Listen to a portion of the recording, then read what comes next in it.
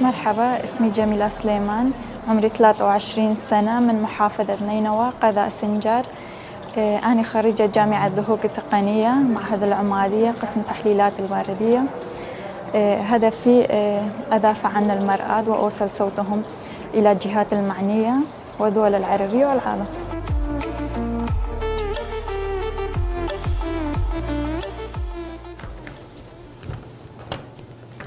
مرحبا.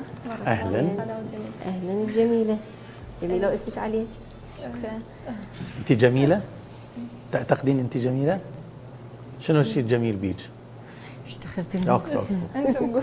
ناوي عليك. أنتم اللجنة لازم تقرروا. لا أنت كفتاة شنو الحلو بيج؟ برافو. أحب الثقة بنفسي. نعم. حسي هذا شيء جميل بيك؟ طولي. يعني مثلا هسه أنا أحس بنفسي كلي حلو. شيء يشوفوني حلو، على صقاطة حلو. أنت حسي شو نفسك انت تشوفين؟ حلوه، عندك ميزه بيك، أحب طولي. تحبين طولك. جميل. حلو. وشعرك؟ بدي تلعبين به هيك حلو. جميلة، احكي لنا شوي عن نفسك. اسمي جميلة، عمري 23 سنة، أنا من محافظة نينوى قذاء سنجار. جميل. أنا خريجة جامعة ذهوك التقنية معهد العمادية قسم تحليلات المرضية، متعينة في مستشفى السنون العام. منذ 4 سنوات أعمل مع المنظمات الإنسانية. أساعد الناجيات وأطفال الإيتام، مسؤولة عن قسم الدعم النفسي والاجتماعي. ايش قد نسبة الدعم أو مثلا اللي طيتوه للناجيات؟ أنت قلتي على تدعمون السيدات الناجيات. ايش قد يعني تعتقدين نسبة الدعم اللي صارت اختلاف يعني عند السيدات اللي طيتوهم دعم؟ 90% تقريبا. برافو، يعني نسبة كبيرة. حلو. نفسيا اشتغلتوا على نفسيتهم؟ وظيفتي هسه بروتكشن PSS اوفيسر، هي منظمات هاريكار وغير حكومية. شنو اللي خلاك تجين مشاركين بالمسابقة؟ عندي ثقة بنفسي لأخوض هذه التجربة، وعندي أهداف أريد أحققها. منها؟ شنو؟ أريد أوصل إلى مرحلة أن أكون قادرة على خدمة مجتمعي وأساعد أطفال الإيتام وذوي الاحتياجات الخاصة. تحسي اللقب راح يأهلك؟ إن شاء الله. من أي تستحقين ناحية؟ انت هذا اللقب؟ لا شيء مستحيل إن كان الإنسان طموحا. أحسنتي. سألتك سارة سؤال مهم.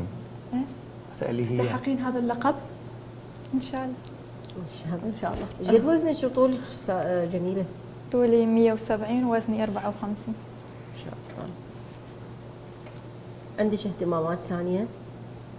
يعني بشنو؟ يعني اهتمامات فنية، ميول، مكياج، فاشن، الرسم، موسيقى؟ مطالعة ورياضة. فقط؟ الرياضة مهمة للبنت كثير؟ أكيد. من أي ناحية؟ بس من ناحية أنه حتى يكون ناحية الجسد، كل الجميل الناحية، ناحية الجسد، كرة القدم، طائرة، سلة، منذذة، يعني الرياضة. سؤال مهم جدا.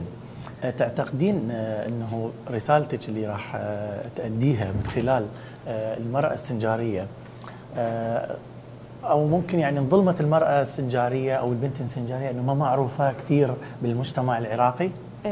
بنات السنجاريات هم قويات، رغم هاي مواصفاتهم. أحسنتي. إيه؟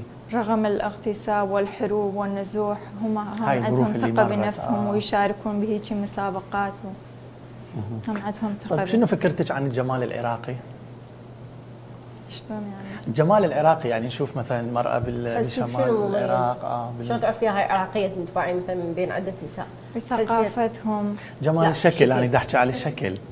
يعني اكو جمال واكو جمال واكو جمال واكو شويه جمال.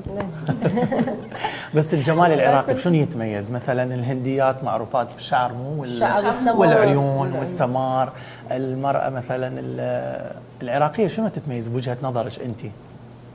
هي هم بالطول والشعر وعيون كل شيء. ثلاثتهم عندك. هي المرأة كلها حلوة، كل شيء بها حلو. انحازي لهم. لازم. ماشي حبيبتي، نورتينا، موفقة يا رب إن شاء الله. يا أهلا وسهلا. شكرا.